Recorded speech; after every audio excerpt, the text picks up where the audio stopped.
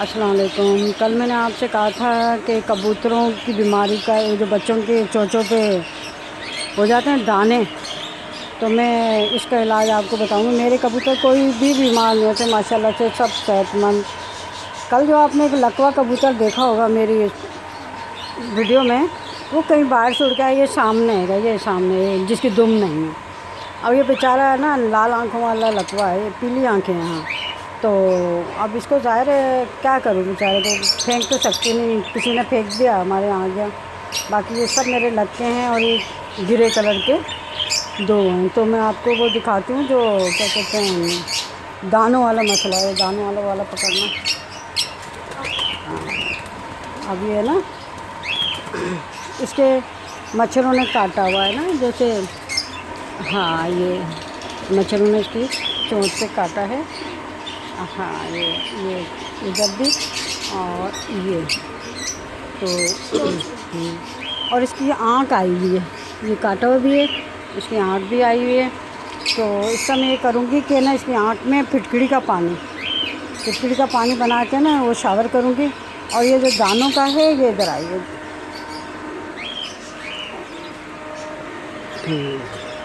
تو پکڑ اس کو، اڑ گیا. آپ اس کو پکڑتے ہیں، جلدی پکڑو، لے کے آؤ، چھوڑنا نہیں.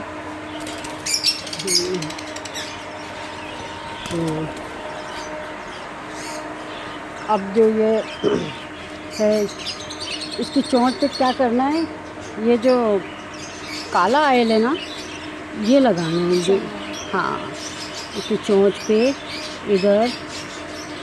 ادھر آنکھ میں نہ جائے. اس کے پر کھولو،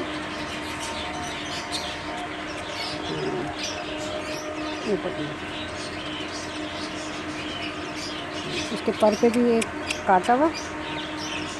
مووی بنانی آتی نہیں ہے، ابھی میں بنا رہی ہوں بس. زیادہ پر کھولو، اس پہ بھی نہیں ہے. اب اس کے پاؤں رہتے ہیں، ہاں نہیں پاؤں دکھ. اب اس کے نا پاؤں پہ بھی یہ کالا آئل لگا دیں.